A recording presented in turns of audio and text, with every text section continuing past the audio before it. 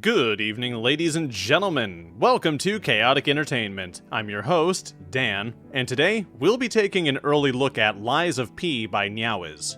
Lies of P is a Souls-like game that draws heavy influence from two major sources, Bloodborne and the disfigured precursor to the United States. The demo is pretty damn great, it's a lot of fun, but a quick word of warning before you download it. This demo is extremely long.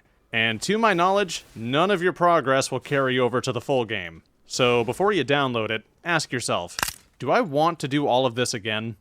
Do I? Anyway, back to the demo. The demo of Lies of P does a great job introducing you to the game's setting.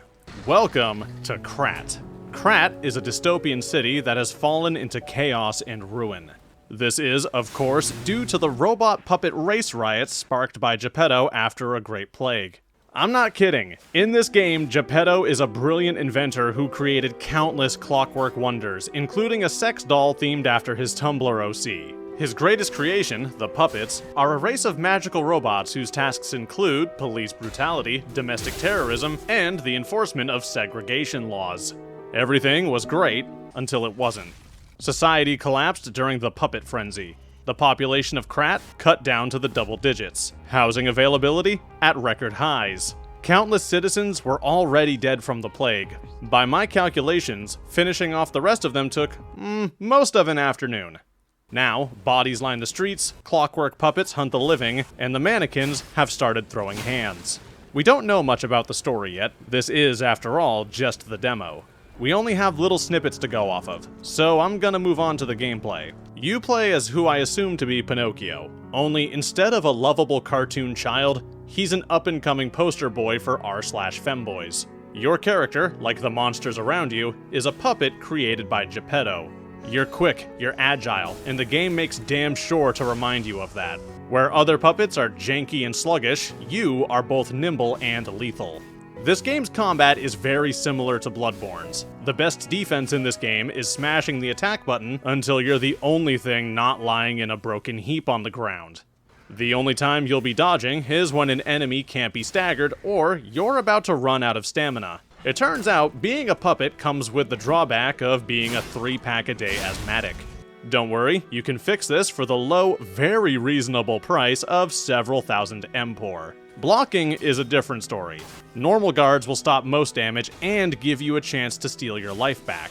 Then, there's the perfect guard, a maneuver for intellectuals and men of culture.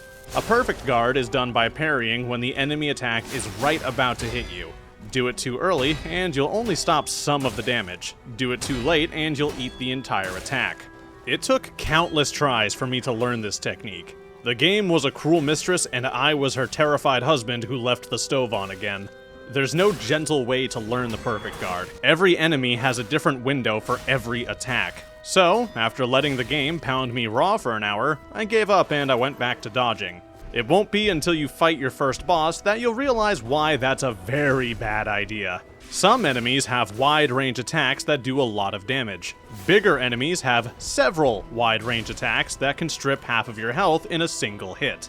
Dodging these shrinks your window of attack. Blocking them is a great way to fast travel back to the bonfire. A perfect guard, however, gives you the best of both worlds. You'll stop all of the damage, even from these unblockable, undodgeable super attacks, and have plenty of time to halve their health bar. Hit them hard enough, and you'll stagger them, letting you unleash your inner anime protagonist. You also have your optional arm weapons, a special attack meter, and a selection of throwing weapons. It'll be up to you to decide which ones are useful and which ones are terrible. A quick spoiler warning, they're all terrible. The throwing weapons in this game hit like my grandmother, who is very dead. They're an okay distraction, and they're useful for popping these mechanical suicide bombers. But otherwise, their main use for me was turning them into sweet, nutritious empor.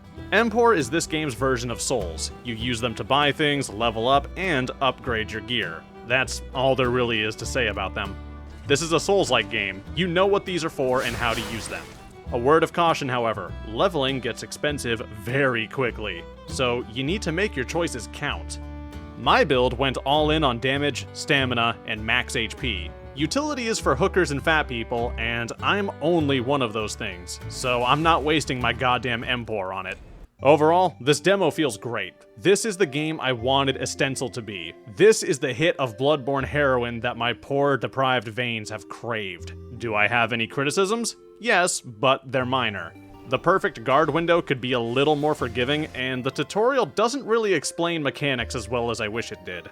But all things considered, I'm looking forward to the full version of this game.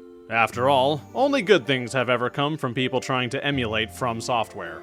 In any case, thank you all so much for watching. If you enjoyed this video, please leave a like and consider subscribing to my channel. A huge shout out to my supporters on Patreon. You truly are the empor that fuels my power attacks. Thank you all again, and I'll see you all next time.